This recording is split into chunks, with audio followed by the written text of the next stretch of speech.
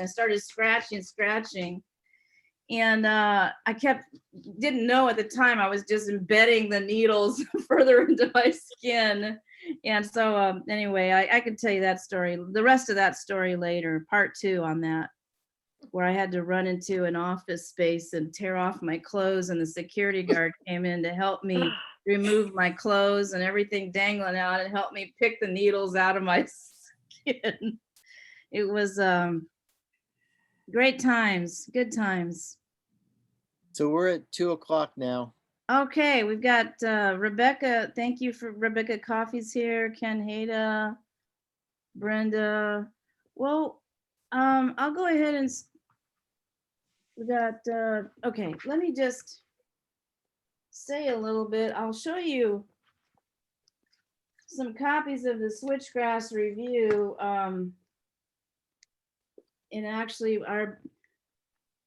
about 7 years ago, Bill Helsher, the CEO of the Coastal Bend Wellness Foundation, which is now expanded into our community medical health center, asked if we could do a contest for women and acknowledge some of the HIV awareness of women who were affected with results of living with the HIV. So I said, well, yeah, we wanted to expand that to women in health. And so, but then I was like, well, let's move that and let's just go ahead and continue that and make a journal and collect everybody's voices and make a journal. And I knew that we were trying to make, and so we just expanded that. Throughout the years, that has expanded to include many, many voices that are marginalized and have not had spaces for sharing their experiences and histories and stories. So, and now we, especially our Journal of Health, especially focuses on women, people of color, Indigenous people, and the LGBTQ community. And so this would be our last volume right here. And I will put a link from, we have a website, and you can actually, we have the first 3 volumes are up on our website. And I will link that here in the chat. Here we go. If you're interested in having a look at our website. And then of course, I just want to read a little bit from one of these volumes.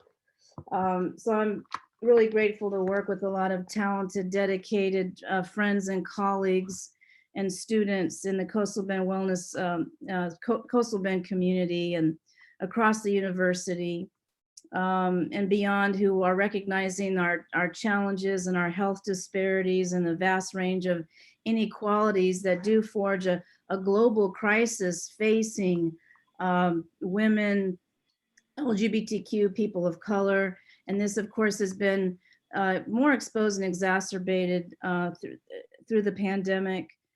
So we find ourselves in a world of greater uncertainty, working on solutions to complex systemic violence that affects us deeply and individually and collectively as we advocate for ourselves through our writing, through our communities, through our connections.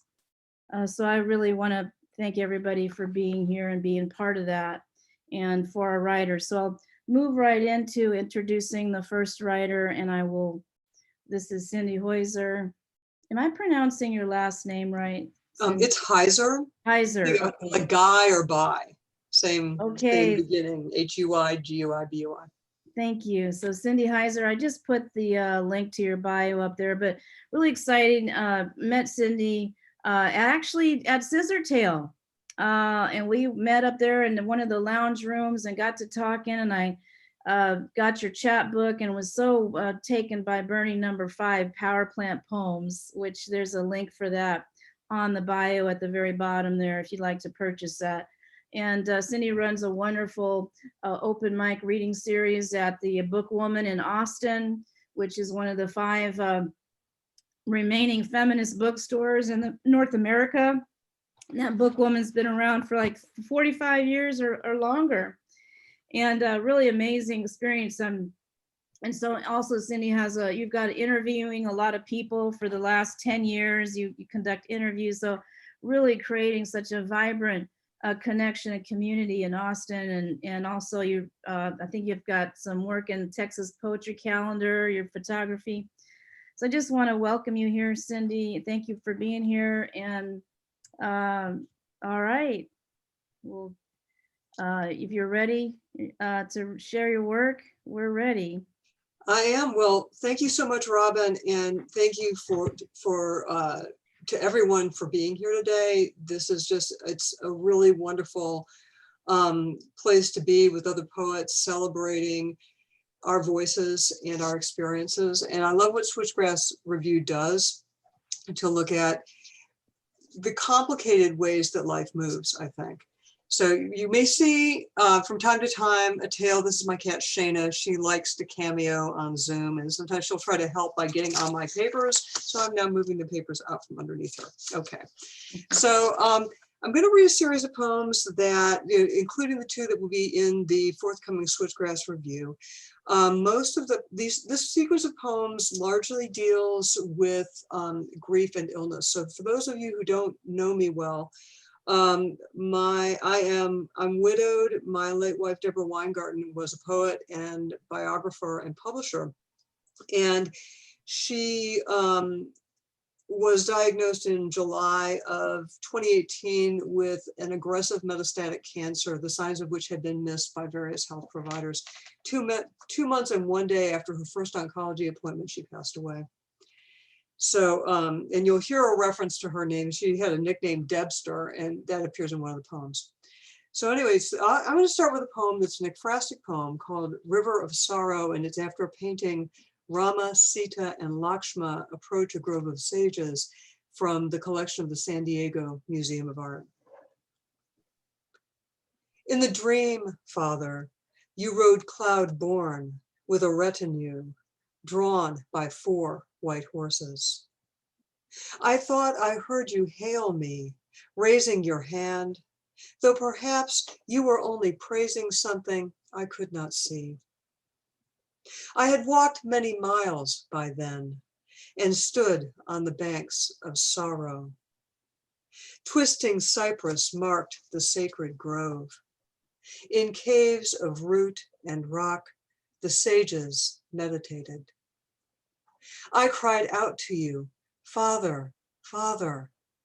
I called your name until my throat was aching. But your driver on his plush blanket of stars was already turning the coach away. When I woke, my pillow was wet with tears.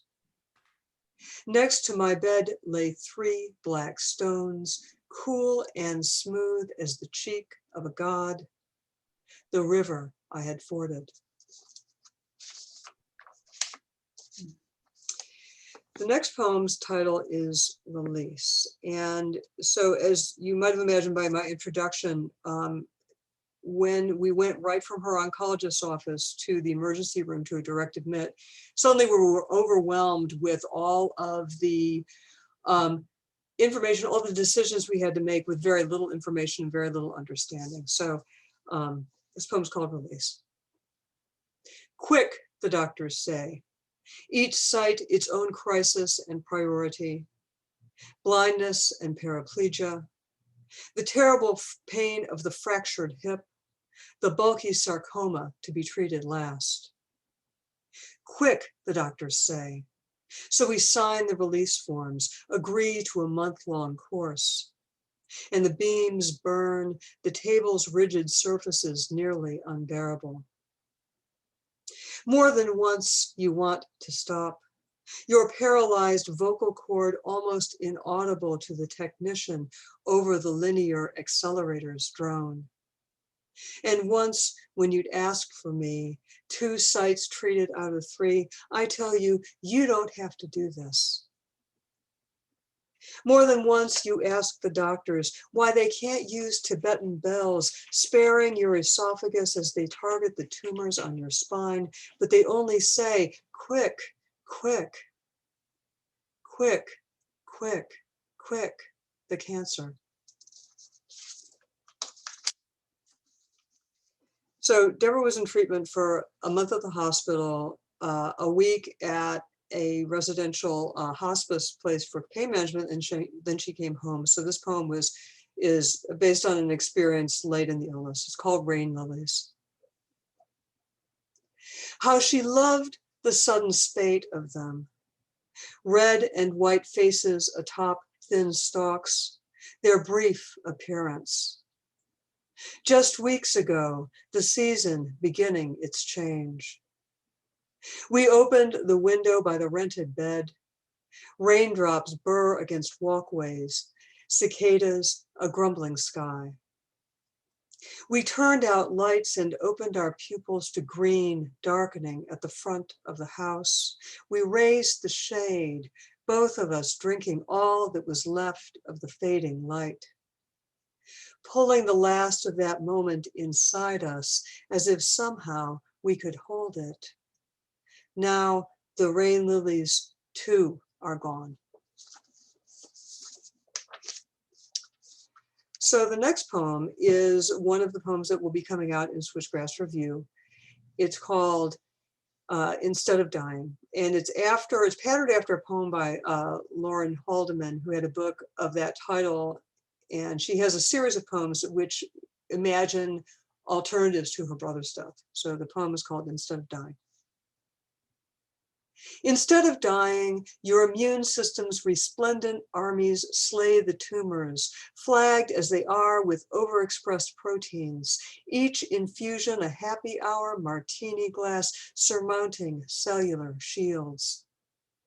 We count the promise of 21 treatments instead of the reprieve of the steroids in one. We pay the extravagant copays. We learn the use of the Hoyer lift and slide board, the rose gold laptop we ordered in the ortho ward where you said, I've been so good. Your spine rebuilt, your Swiss hips replaced by surgeries both painful and necessary. You keep on being, become skilled at rehabilitation and new navigations of ship's ramp and sidewalk and hospital, hospital, hospital. So Deborah had the opportunity to engage in a treatment, an immunotherapy treatment, and we were only notified after she was in hospice. It took us about 4 weeks to find out she had tumors that would have been candidates, but the treatments would have been every 3 weeks, and there were 20 treatments planned, but she passed after 2 weeks and 6 days after the first treatment. So the next poem is called Red Admiral. And I'm going to show you this briefly. This is the shape of the poem on the page. It is roughly the shape of a butterfly. And it's also after a form that Lauren Haldeman has, in which she has 2 poems that use roughly the same vocabulary, but are syntactically different. So this is a contrapuntal poem, and I'll read it in the 2 different directions. Red Admiral. Slow drizzle on shoulderless asphalt, the verge scent of rain and earthworms. Vulnerable beige bodies come out to breathe. An earthworm's body has 5 hearts, though I have only 2. The one inside and the one outside turned to birdsong. Red-winged blackbird and cardinal, brief blood in the air. Last week, before a storm, motionless Red Admiral, my heedless mowing, though later it lit on metal, the running machine. Hello, Debster, I said, and it flew, also my heart. Shoulderless drizzle slows. The verge, asphalt, rain scent, and earthworms. Beige bodies vulnerable. Breathe, outcome. The worms ribbed simple hearts, and mine, 1 and 1, inside turned outside, and birdsong. A blackbird, red-winged, cardinal, brief blood. Before last week, the air a storm, motionless Red Admiral. Heedless my mowing, though later on the running machine metal it lit. I said, hello, Debster, and my heart flew also. So now for the reading that goes across the page. Slow drizzle, shoulderless, on shoulderless drizzle slows. Asphalt, the verge, asphalt, scent of rain and earthworms, rain scent and earthworms. Vulnerable beige bodies come out, beige bodies vulnerable. Breathe to breathe. An earthworm's body has outcome. The worms ribbed 5 hearts, though I have only 2. Simple hearts, and mine, the one inside and the one outside, 1 and 1, inside turned to birdsong, turned outside, red-winged and birdsong. Blackbird and cardinal, a blackbird red-winged, brief blood in the air. Last week, cardinal, brief blood. Before a storm, motionless red. Last week, the air a storm, motionless admiral. My heedless mowing? Red admiral. Heedless my mowing, though later it lit on metal. Though later on the running machine metal, it lit. I said, hello, Debster. I said, hello, Debster, and it flew also, and my heart flew also.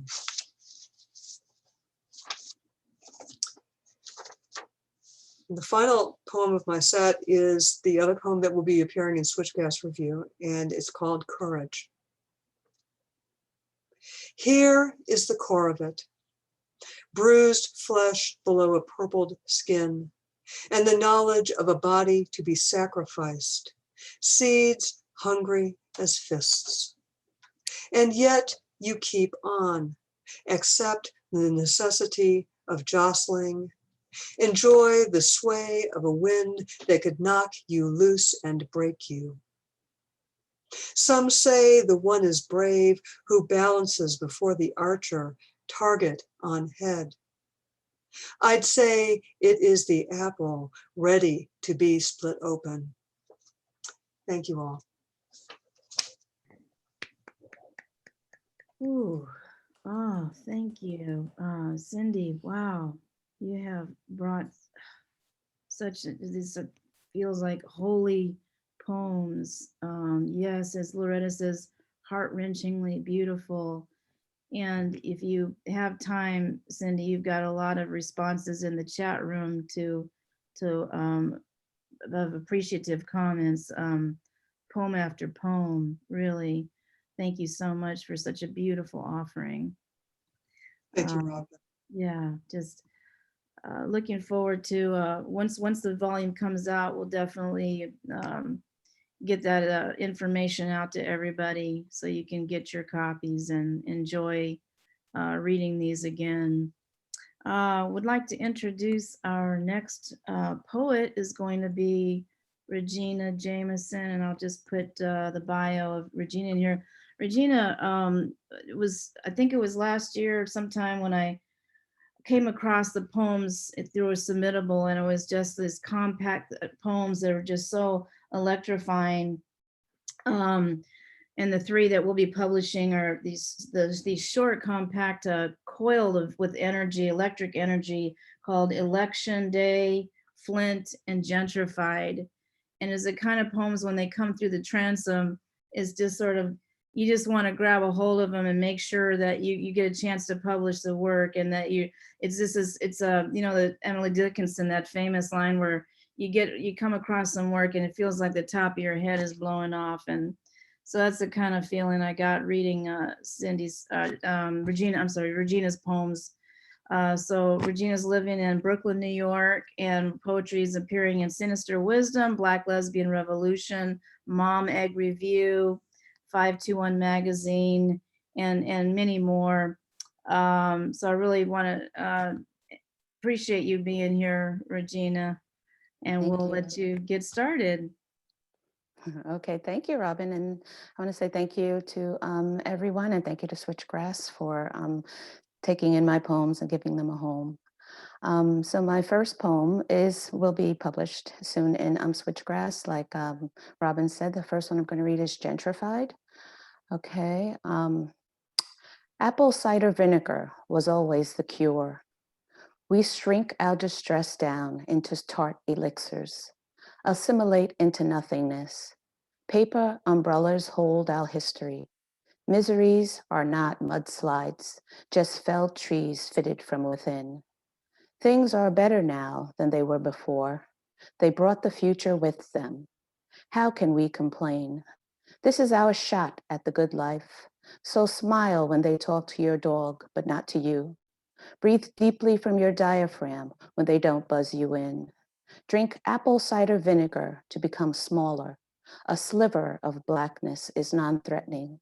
Be willing to disappear. Okay. My next poem was in Magma Literary Journal, Deaf Issue. I'm a learner and lapsed learner of American Sign Language. So I wrote a poem that tried to incorporate some of the American Sign Language. It's called ASL Love. I met her in August, no words, just flashes of hands. Hello, how are you? B-shaped classifiers. In September, we argued, hands cut through air like birds cannonball off cliffs. No open palms, just fingers tight, quick. In November, we danced. She followed my lead. The music climbed out from the speakers, big-mouthed, emphatic. Both of my hands curved toward tired. In December, we were no more. Number 5 hands flicked twice, finished. Okay. And my next poem I wrote in like sort of a celebration of the park that I go to often in Brooklyn, Pulaski Park. So it's called Twilight at Pulaski Park. Joyous screams ripple and ricochet through rainbow-infused droplets released from the mouth of the faded green frog-shaped sprinkler. Buoyant black bodies shine as they run into and out of the watery circumference, wanting and not wanting to get wet. Their indecision as tasty as melted ice cream running zigzag down their small brown arms. The ice cream truck plays an unfamiliar tune, so it is not real, not trusted.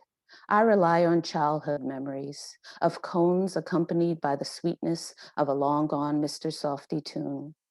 A slender girl with fat afro puffs pumps the swing like a piston, while another girl's lanky legs bend and stretch and are pulled by God further and further into the air. They are tiny black rockets launching and lighting up the sky with shrill shrieks and sweat dripping down from summer darkened brows. Their innocence bursts like fireflies or bike reflectors blazing forward into the night. Okay, I'm gonna read my next poem. It's called Taken. They found a footprint, some tread marks, but not you. A muddy shirt that resembled one I'd seen in your closet the day before. Tiny pink hearts and stars stretched across your belly. I remember your hand in mine as we walked the busy streets, sticky with treats from your lunch pail, your mouth painted red from popsicles. I had braided your hair the night before, attached a rainbow of beads on the ends that crashed and thundered when you hopped across the room, but remained silent that day. And now my faith thins every hour. This isn't something that should happen for a reason. This should not be part of anybody's plan. They have stolen the best part of me, taken away innocence and my future, left me to cradle what might have been. Okay.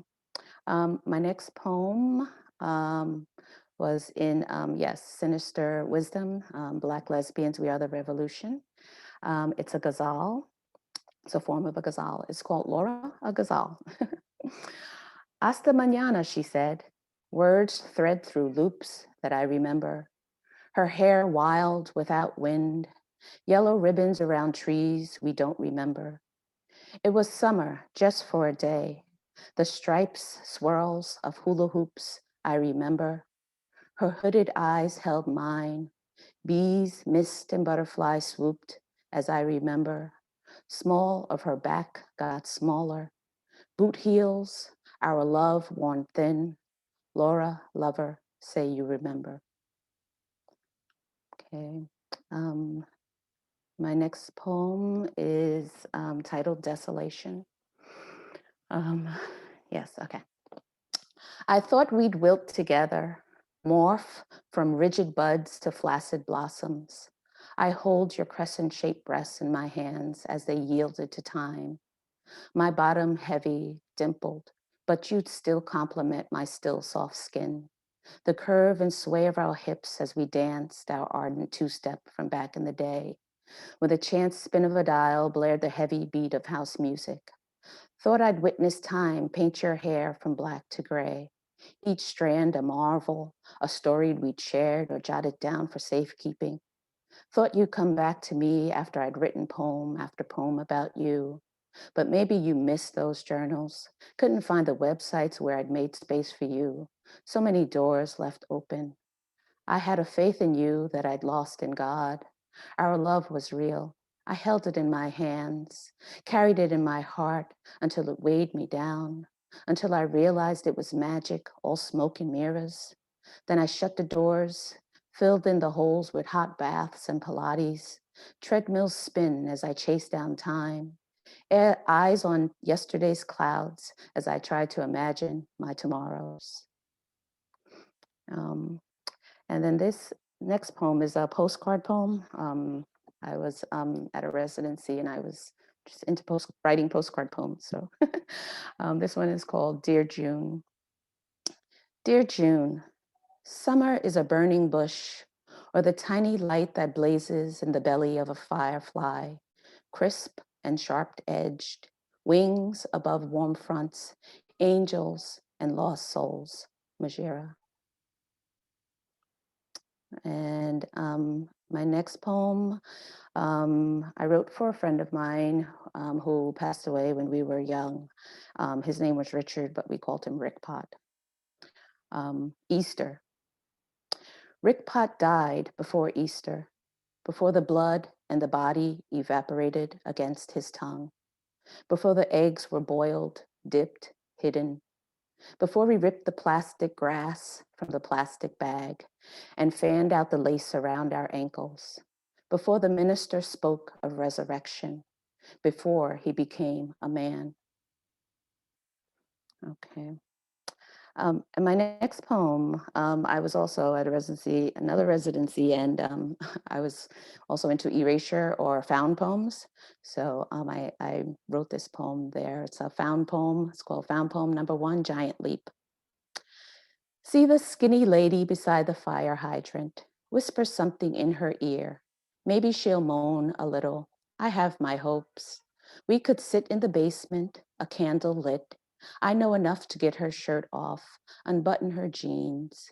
We could bend space together, talk dirty, do it in the kitchen while water boils. Her long hair covering my face, a wild night, complicated structures measured beyond shadow, beyond the equation of limbs. This is not a giant leap, but it is something like compassion, hope in a galaxy far away. And this next one is called Hot House Mamas.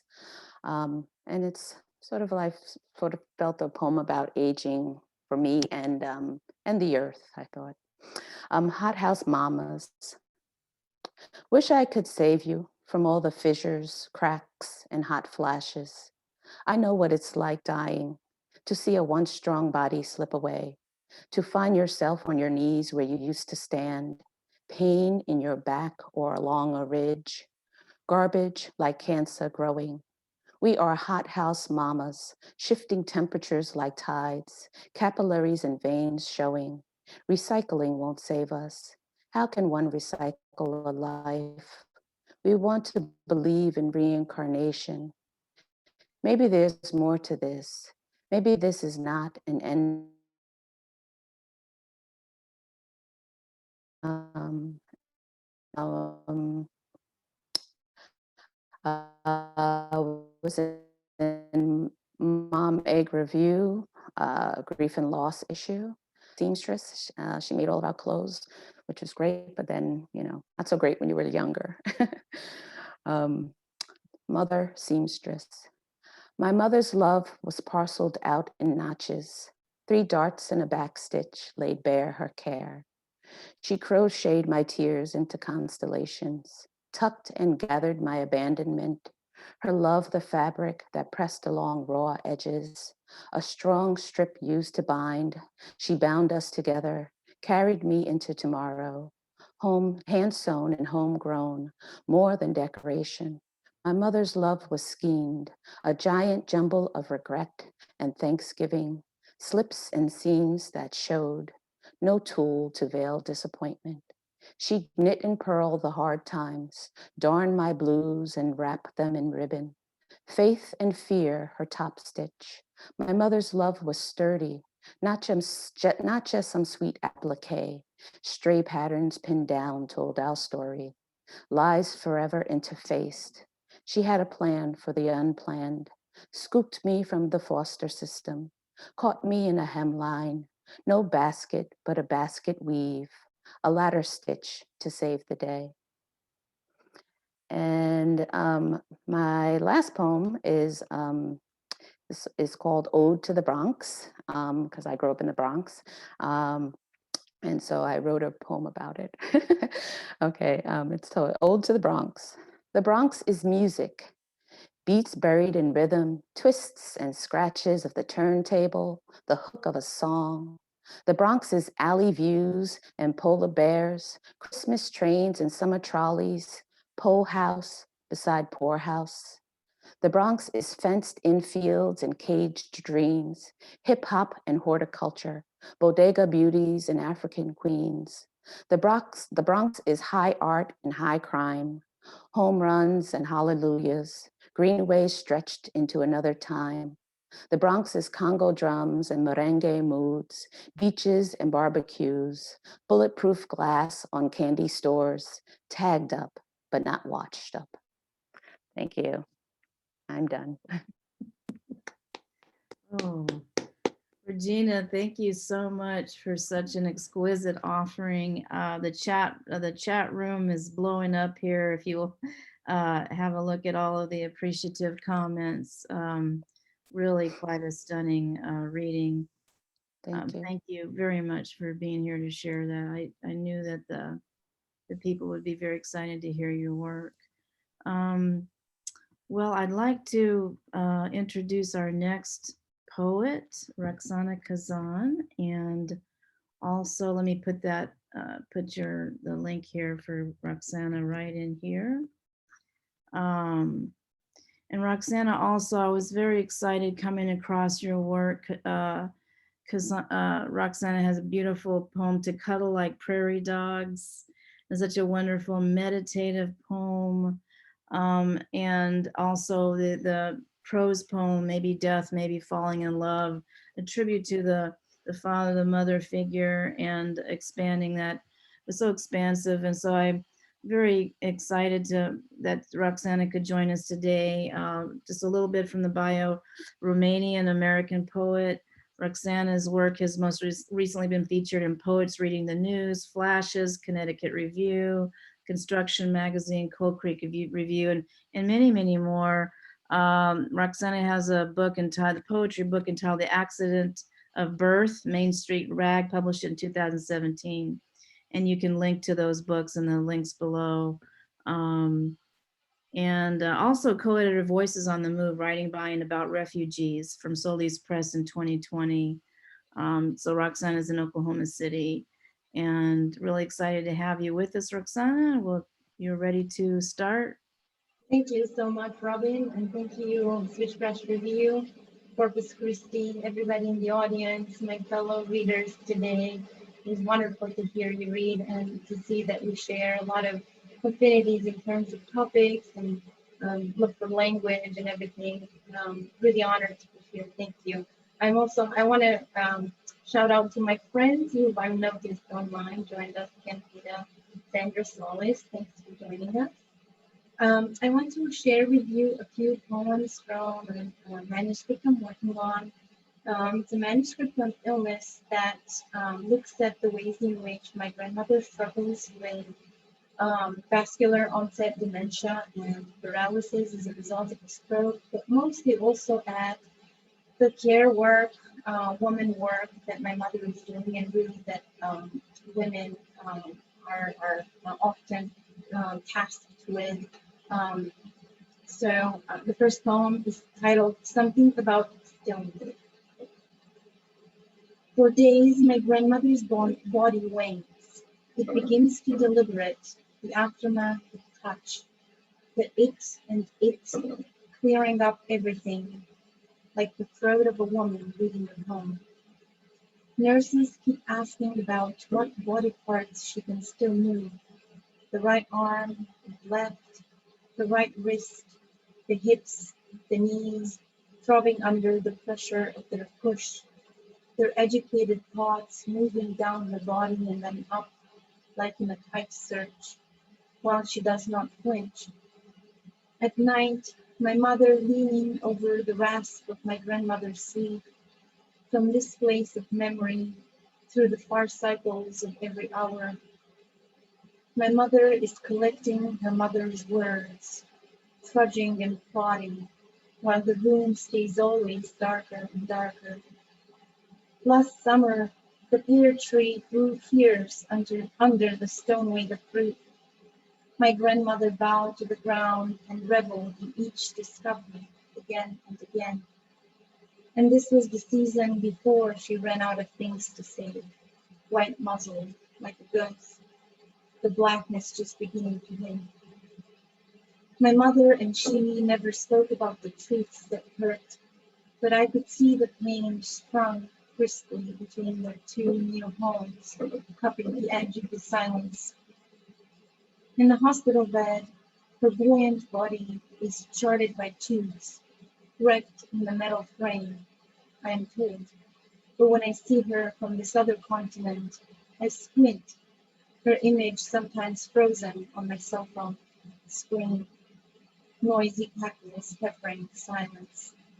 She looks like a grown child, tethered to the unexpected. The second poem is called Transgression, and it occurred to me after witnessing my mother and my father trying to bathe my grandmother at home. In Romania, the um, home care, nursing services, or retirement homes are really difficult to get into and get the help of. So you basically have to cater to your own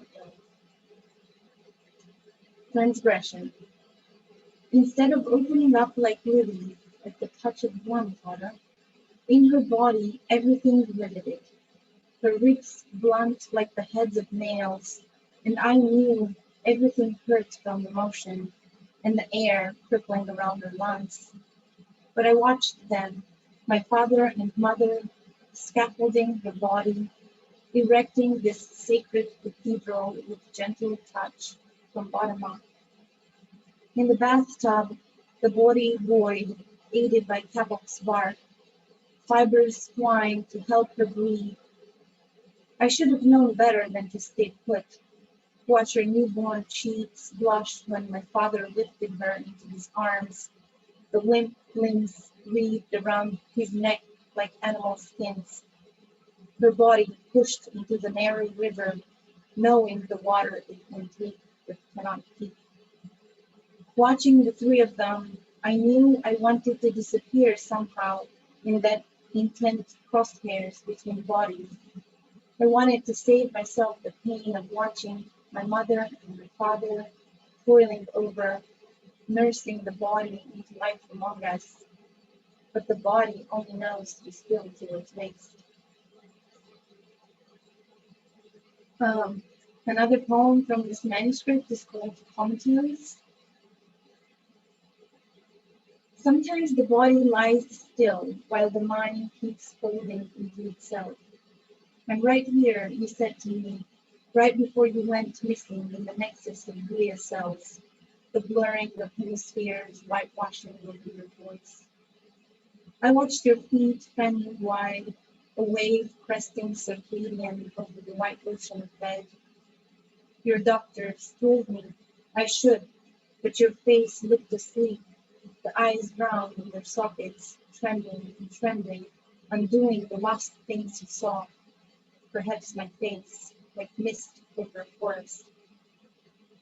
You dreamed about yourself, about a woman with a horseshoe, your chest pockets spilling chains, glowing bronze like in a Chernobyl furnace, fallen teeth, pictures of those you loved landing at your feet, rust-ridden, putrid winter oak leaves, the spikes snared on your lips, death with charred teeth, right after you turned the last page of the book of Revelations, sitting at your kitchen table in your village home.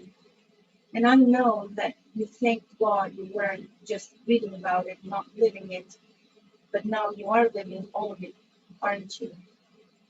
And right here, you said, right before you went, turning the red knob, pushing the door open. I'm also a fan of fixed form poetry. I can't do it very well, so I do my own versions. But I wrote a pantoum a few months back when I was pregnant with my child, and we were waiting to see what was going to come out of this illness. And it's called Pantoum with Dying and Giving Birth.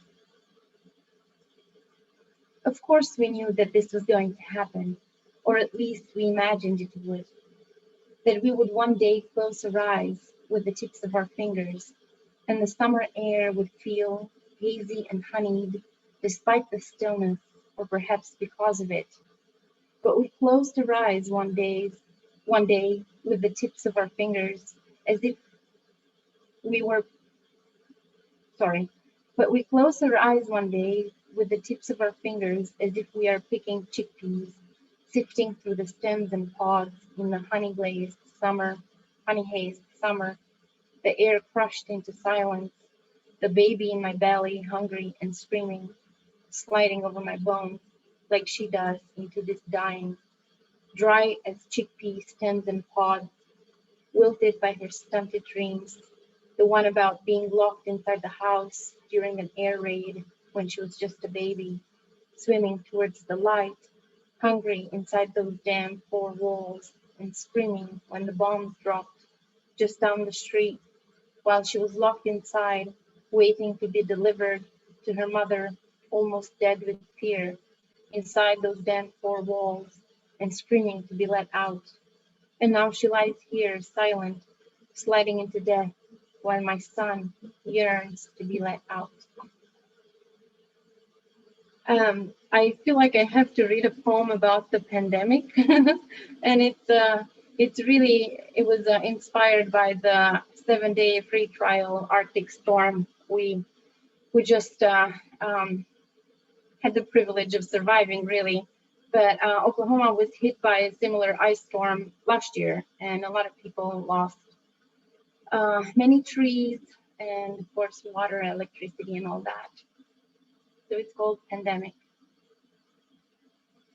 It wasn't the crack and snap, the splintering of timber, or the weight shedding as the limbs arched to fill the space close to ground. But I tell him that I don't even know this tree, its kind, perhaps an elm, the way it fanned into the sky, the twist of lichen, the healing lace bark cuts. It was that drab rain, the cold drumming against the windows, the shingles and spouts, the silence of my child's winter nap, like an opening of the lungs to frightening breath, and the ice storm that came while we weren't ready. When the light goes off and stays off for days, the tree stump sparkles, the diamond leaves, the only beautiful crumbs of this ice pandemic in Oklahoma, where we wake up to cold coffee and broken trees and more dead. And one more poem entitled Speaking in America. This was a poem that I wrote on the inauguration day, but it's really a poem about my mother and her love. And I want to read it because my mother just received her second vaccine for anti-COVID-19 in Romania, where she lives with my father, and now she's finally able to come and visit her new grandson. So it's called Speaking in America. Before I get a chance to ask her, my mother calls to tell me that she is watching her speech, the first woman vice president, her cerulean dress, the pearls, the running shoes. Biden's voice is so soft, my mother says, not knowing how to describe Harris's. Her mouth ready to gulp poison like a 21st century woman Vishnu. In Romania, strong women speak like men. They speak in borrowed tones, wear tired faces people call ugly. And my mother feels uncomfortable with this kind of language, the way the words feel prickly on her tongue and in her heart. So she comments on Biden, his gentle ways, his old age, which is a compliment, his blue tie. And I think about the day when she lifted my suitcase onto the conveyor belt at the airport. And with a flick of her wrist, she sent away some invisible dust off my blue winter coat and some evil spirit as she was sending me to America. Before I get a chance to say goodbye, it's the middle of the day here, Mom. My boss is calling. I have to go. My mother whispers something into the phone. I cannot hear, but I know it's a word of praise, a monument, my name, an adoration of the goddess, of everything I have ever spoken, of everything I have yet to say. Thank you so much. Oh, Roxana, thank you so much. Ooh, that was so beautiful. That last poem was Zoe Ramos is writing in the chat, stunning cross-cultural study. That, ooh, the last two are just so breathtaking, and what a gift. And again, many appreciative comments just blowing up here in the chat room. If you'll have a look here. Just thank you so much for that incredible offering. Um, what a strong, enormously strong panel. This is wow. Terrific work coming in. I want to now turn our attention to a dear friend, hermana querida, comadre Odilia Galvan Rodríguez. I'm gonna put this in the chat here. Odilia has been formerly a contributor in the journal and is currently our associate editor of this volume 5 coming in, and an activist and a poet for many years. Extraordinary. Just a little bit from the bio that you should see in the chat now is Odilia is a editor, writer, publisher, activist, author of 6 volumes of poetry. Their latest one, The Color of Light, from Flower Song Press, and also along with the late Francisco Alarcón, she edited the award-winning anthology Poetry of Resistance: Voices for Social Justice from University of Arizona Press, 2016. And that came out, that just, that was one of their highest, I think their highest selling volume of a literary work that they were. And then I remember meeting Odilia when she was doing a tour of the country with this Poetry Resistance, and came into Del Mar College for a poetry reading with Alan has this long going poetry open mic reading at Del Mar College, and there we met, became fast friends right away. But just incredible work with the Cloud Women's Quarterly Journal and Anakwa Literary Journal, and so I wanted to also include a little bit from the first debut volume of Anakwa Journal. Anakwa comes from the Nahuatl words, and she's got a wonderful write-up of that. And I'll later put in a link on Cloud Women's Quarterly. But anyway, I want to introduce you to Odilia. Odilia, you ready to rock and roll here? Yeah, thanks, Robin. You have a great one, a really lovely poem, amazing poem in Aqua Literary Arts Journal. So folks, go check Robin's poem out. I just put a table of contents in like after the fact because I realized it's such a big volume of work that people weren't being able to find things. So it's easier now. So I'm going to talk a little bit about the pandemic and how it's affecting our indigenous people here on Turtle Island. And first I want to honor the people of the land where I am at right now, which is in Placitas, New Mexico.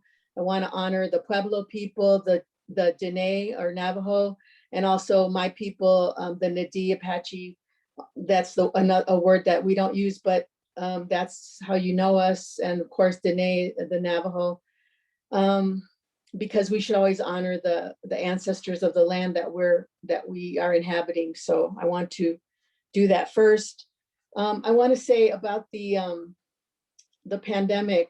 My son was one of the early casualties in late 2019, and we didn't know what he had passed away from because he didn't wake up one morning, and then took 5 months to even 6 months to figure out what the cause of death was. So I want to take a moment of silence to remember all the people that we have lost, the people whose death certificates say that they passed away from COVID, and those that don't say but did. So if we could take a moment, I'd really appreciate it.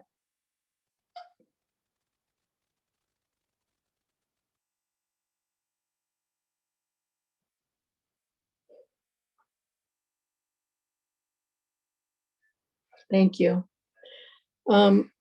So I want to dedicate this reading to my son, and this is a poem I wrote to him in one of my first books, my first full volume, which is called Migratory Birds, New and Noted Poems. This poem is called Saltwater Similar. This is the blue sea air I breathed while birthing you, saltwater similar. You were swimming in a pool of indigo, eager to crash onto the shores of this other world. I am the boat that rocked you on your 8th-month journey here, crossing a cobalt sea, just to be with me for a heartbeat. About the pandemic, I want to say that 1 in every 475 Indigenous Americans has died since the pandemic began. Families have been decimated by this. COVID is killing Native Americans at a faster rate than any other community in the United States. American Indians and Alaskan Natives are dying at almost twice the rate of white Americans, according to an analysis by APM Research Lab. And the Navajo Dene death toll is, well, at least as of this article, which was in February, earlier in February, 1,038, 1 out of every 160 people on the reservation.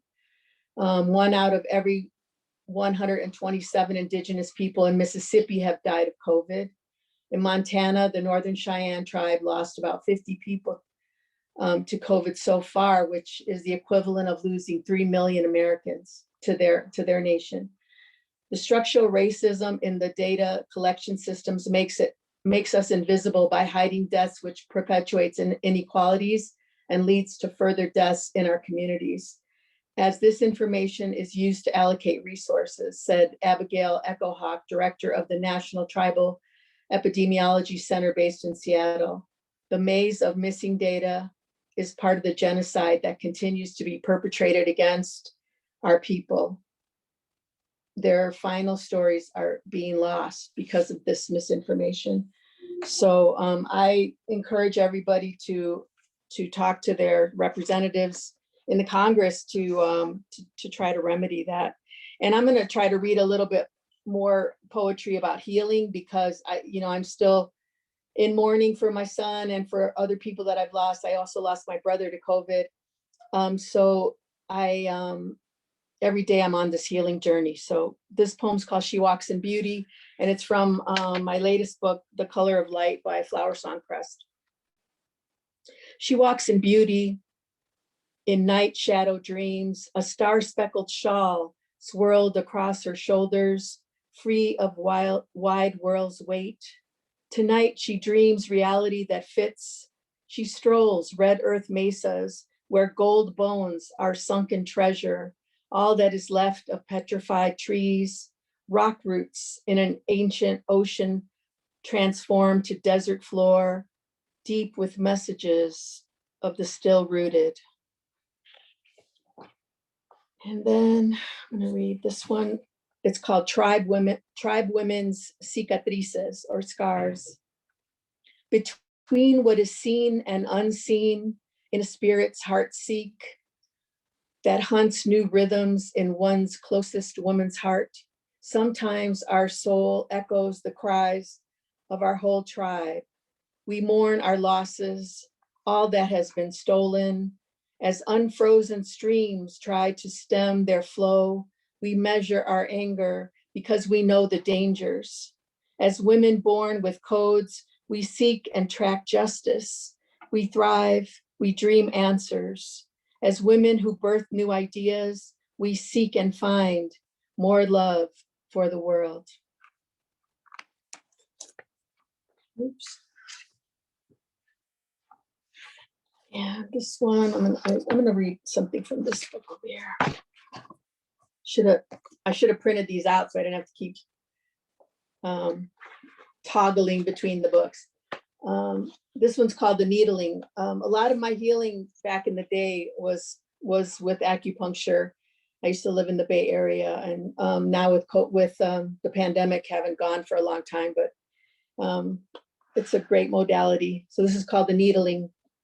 To heal, I stick myself with thin silver needles, threading into the deep meridians that travel the long roads of my body. I drink the bitter teas of deep roots, cottonwood bark, desert brush, Ming flowers, dark in my white china cup. I float freely, the ancient locust husk, red scorpions to sting loose my frozen, tight tongue. And then this one's called Deer Dance. I am deer dancer. With her head, I dress my own, her antlers, my antenna, reach orange skies. Gourd rattles, stretched yellow like desert floor, call the snakes. We dance with deer, we are deer. Chachayotes keep time with drum. We dance the balance, we balance earth. We dance our bodies, the rhythms. Skirt swaying blue from the goddess Chalchihuitlique. Deer drums swiftly, their hooves barely touching the earth, heads hitting the heavens, popping sounds of rain from deer hoof belts. Our bodies calling the runners, our bodies saying run, run, run. We dance the balance, dance the rhythm. We dance back the clouds and rain. Run, run, run, run, run, run. Run back home.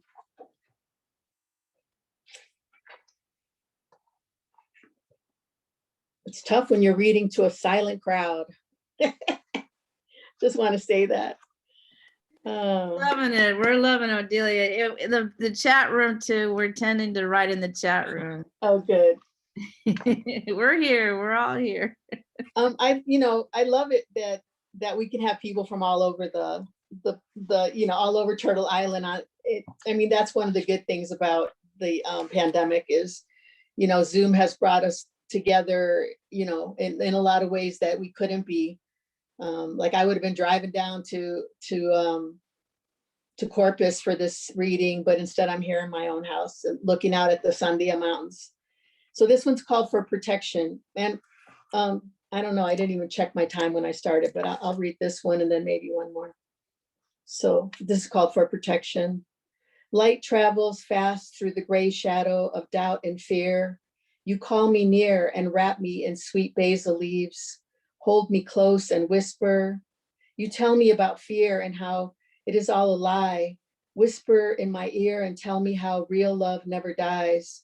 Tell me how time is elastic in the backwind before this time moved on. Burn the red copal for peace. Burn the black copal to ward off hate, the evil which you do not fear, because fear is a lie. And when we die, we only go home to the other side, that place, not sky, a thin gossamer veil divide. You swim with me in the dark emerald pools of the way back, the waterfalls singing behind us. Tell me how time stands still here.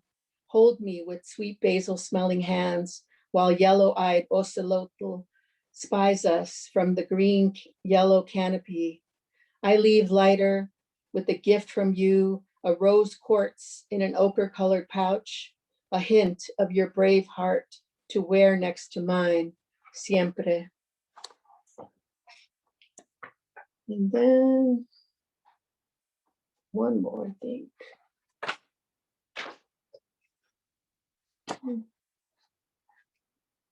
Okay, I'll close with this one, which is another one for my son. It's called Flying Away for Gavilan. Every morning, calla lilies open happily as the bottle brush sway.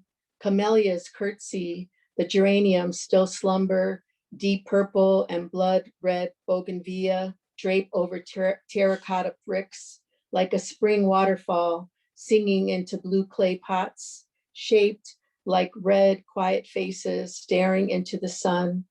Monarchs fly south all this way, and I hope they caught a glimpse of you a few weeks ago in Santa Cruz before leaving, and that a bold one flutter kissed you on your round, succulent cheek. I so miss kissing you. 17 years is a long cut out of a rock like me. Here I sit in a beautiful jardín of a house carved into a mountainside.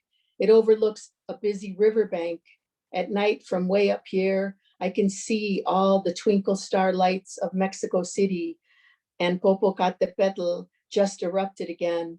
It's old, but still smoky, like those chipotle chilies I missed so much. I imagine you so many miles away, stepping out of your childhood skin, but keeping it close. Instead of tossing it, trying on adulthood like a new tuxedo, you look in the mirror, but you're not too sure if it's you or if you could really ever see yourself in it, though the feel is tempting anyway. I'm here starting another life without you, though my arm has not really been lopped off. Still, there's something essential missing. The pen keeps gliding across the page, and my muses salute the sun while perched comfortably in the fig and plum trees alongside escaped parrots who show off their tail feathers and woof whistle at me, while the yellow canaries that flew here all the way from the elders' patio in Morelia, who purposely left their cage door open, so on the very day her soul would leave her body, she could fly with them as she passed on into eternity, singing sweetly like the canaries. I too sing a new day, sun, and think of you and remember the future. Gracias. Odilia, thank you. Thank you so much for what a beautiful, beautiful offering. Oh, wow. Just absorbing all this the generous gift from each of you. Regina, I know that you have to move to another panel. If you have just a moment, there was a question earlier from someone about the form of the butterfly poem. Was that a Huzzle? Was that? There was one poem I did was a ghazal. Yes, yeah. Yeah, but was that the ghazal, butterfly poem? Okay. Yeah. Did anybody have any quick questions for Regina before Regina has to go, and then we'll open up for everybody?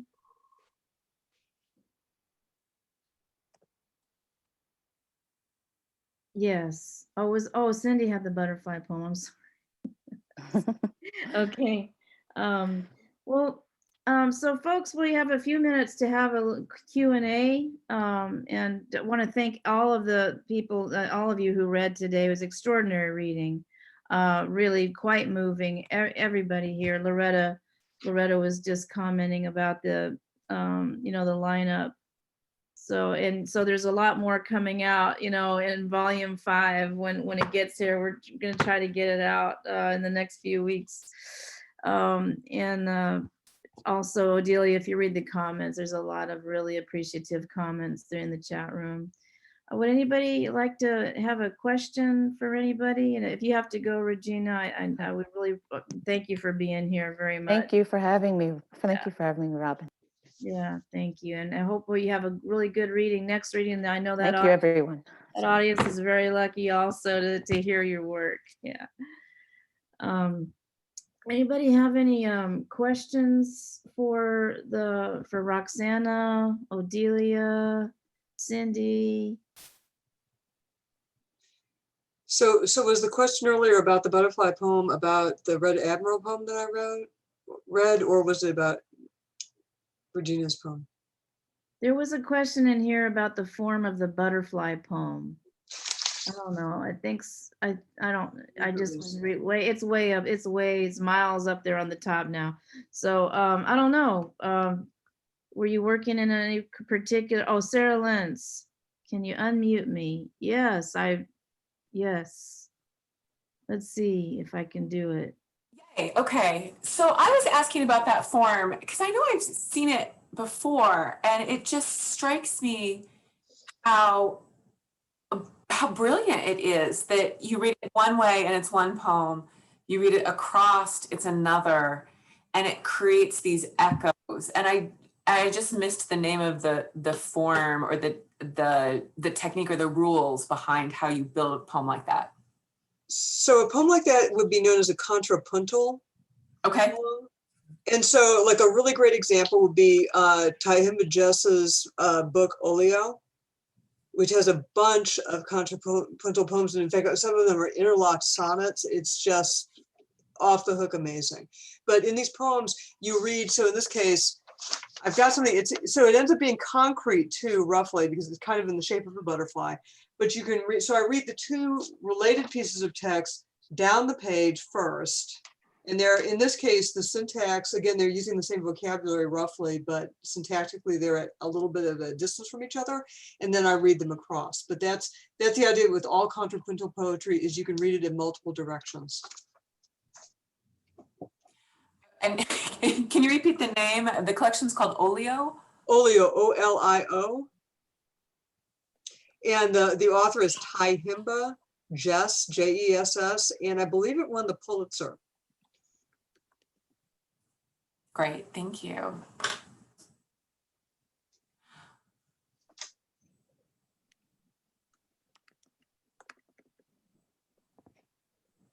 I have another question since I'm on mute. I'm off mute.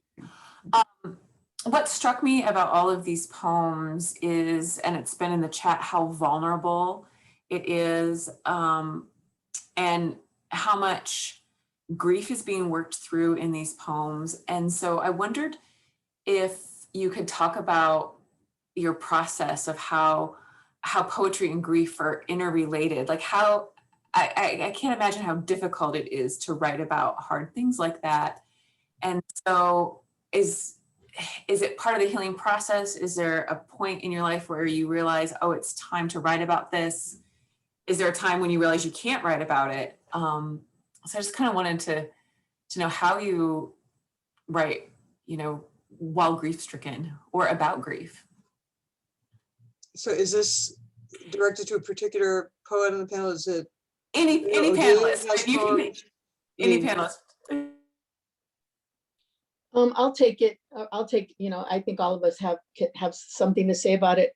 I think it, because we suffer all different kinds of grief, I don't think it's just from death. I mean, there's loss, there's trauma. And so I think that we write about it at different times. I haven't been able to write that much poetry to my son or about my son since he transitioned, but I've taken a lot of comfort in reading the poems that I've written to him over his lifetime. And I realize when I read them now that I kind of was already knowing that he was going to go early in his life, which was such a startling revelation to me. I'm so happy that I wrote those poems, even though when you go to your MFA for creative writing, they say don't write about your family, don't write personal poems, all this stuff they say. And luckily I was old enough when I went for my master's degree that I just ignored all the things they said. And I wrote all these poems. So I've taken a lot of comfort.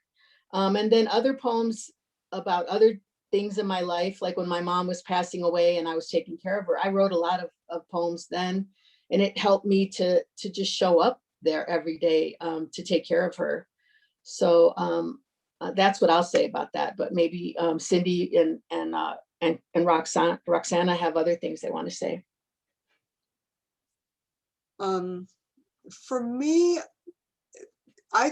for me, working through a number of the poems, especially in relationship to my wife's death, was really, it's been about like creating a space for myself to feel heard in my grief, and to feel, to somehow process that experience in a way, because it's at the time it's so overwhelming. Like I didn't write at all when she was sick, like nothing at all.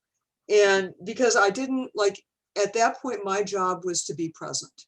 And every day, the only thing I could do was like, show up, show up, show up, because there was nothing else. And that was my world, because I knew if things were going the way that we thought that they were, this was the only time that I had. So once that period was over and she had passed, it was just there's just so much trauma about it to have that experience, but yet there's a way that writing through it helps organize and help me feel more grounded. And so that was a lot of how I approached that.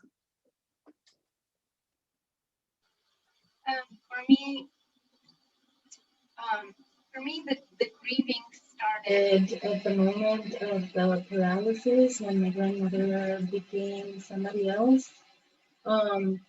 And I had long conversations actually about this with my aunt, who is an exceptional person and counselor in many ways. She's a Lutheran pastor.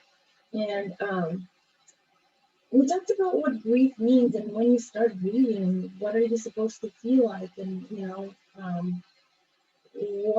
why does that happen, and how somatically it can affect you. I'm thinking about the year of magical thinking, for instance, when oh my gosh, I'm missing the name of the author. Why? There's a documentary on Netflix about her life. Joan Didion. Yes, thank you.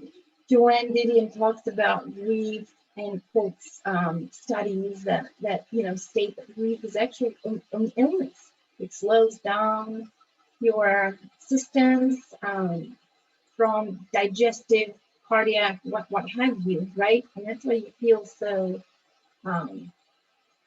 unable to work and to function. So I started writing these poems, and the manuscript really came together as soon as my grandmother fell sick, and as soon as my mother fell sick with her, from her own grief and from all the psychological weight it takes to take care of somebody who's dying, and he's not really dying yet. I cannot imagine what it's like to live your life in bed staring at the ceiling for 3 years now. And when I wanted to explore that, I was also privy to, or a reader of a lot of memoirs and poetry about illness. In my position at St. Francis University, where I taught these things, and had a lot of independent studies with interested students from nursing, for instance. And I got really interested in the perspective of the caretaker, of the nurse, about illness. So that's what I wanted to explore with this manuscript. My husband Ali laughs at me because he says, you always write such sad poems. Can you write a happy one?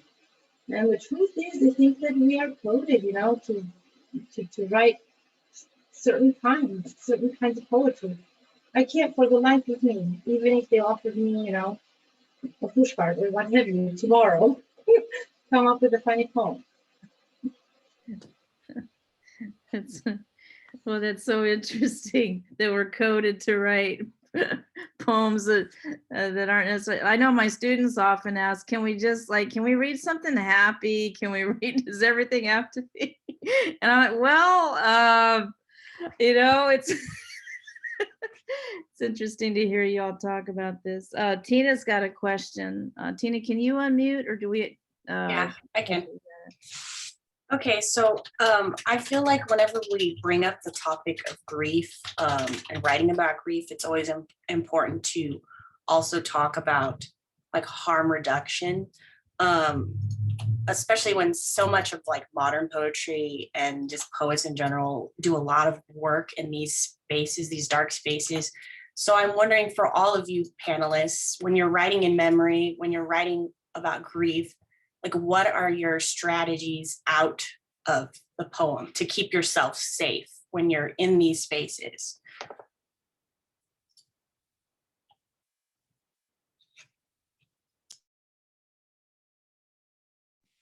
I don't know. I don't know about keeping myself safe, but I think what I need, I don't understand that part, but maybe I can say that sometimes when I read some of the darker ones, which today weren't those so much, I think I need to give a trigger warning, because I think sometimes when we are listening to someone read their work, we do get a little bit, you know, re-stimulated and go into our own trauma and our own grief.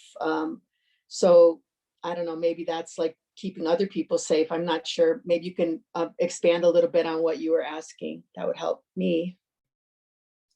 Yeah, so what I'm talking about is like when you're writing from memory or you're writing from grief, there are certain things that might, like you said, they might trigger the audience, but you as the poet exploring this feeling, it might traumatize you as well. So I'm wondering if you guys have strategies to work through this. Is it just a matter of like time, like space?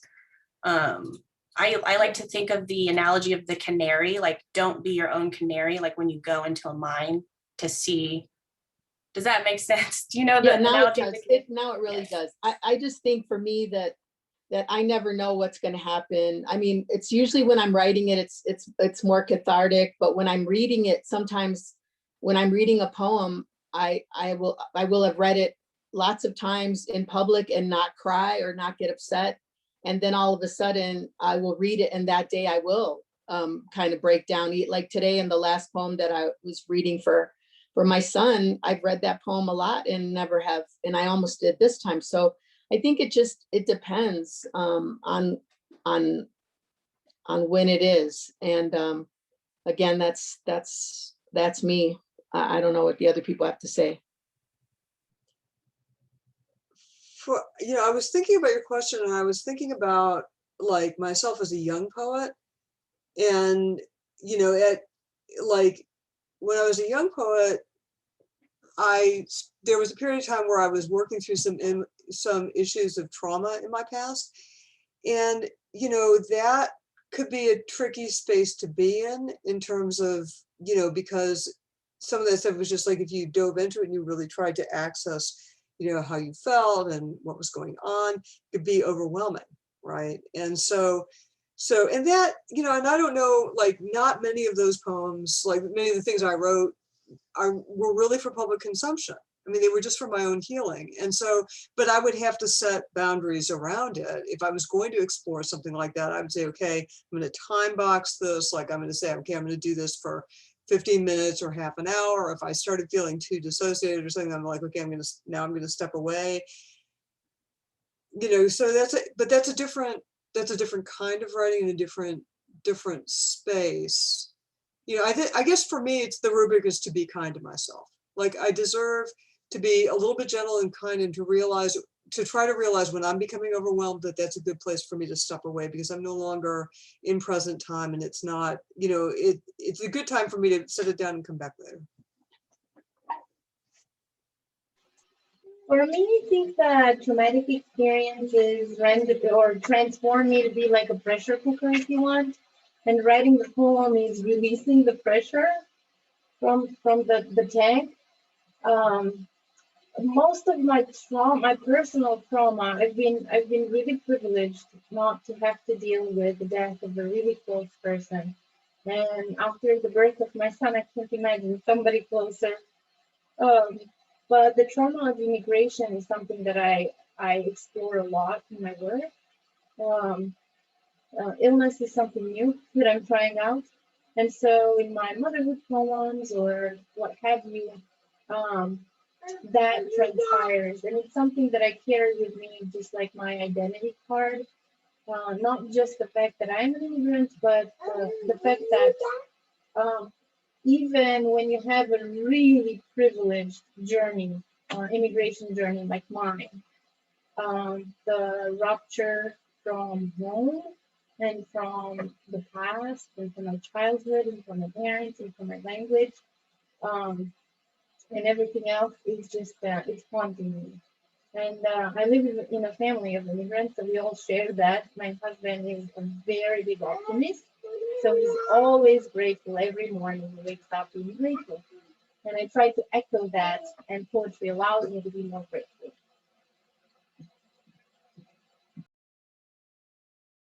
Wow. Well, what a really meaningful, deep, important discussion that we often don't talk about. Oftentimes we don't talk about these things of writing about grief and loss. And we're probably going to be wrapping it up here in the next few minutes, so that our Tom and some of us could take a break before the next panel that starts at 4 o'clock. And we do have, just want to let you know, Switchgrass review. The next, we've got another cohort of readers from volume 5. If you'll put this date on the calendar, March the 11th at 4 p.m. That's a Thursday at 4 p.m. I'll send you that work information. Loretta Walker is with us today, and Loretta Walker is going to be on that panel on March 11th. So we're looking forward to that. Thank you all very much for all the discussion, and there's a lot of wonderful discussion in the chat room too. Does anybody have a last, and there's also a survey. If you'll it just takes you like, a few seconds to click on that survey and fill that out, if you will, for us. Does anybody else have a last question for the panelists before we jet out of here?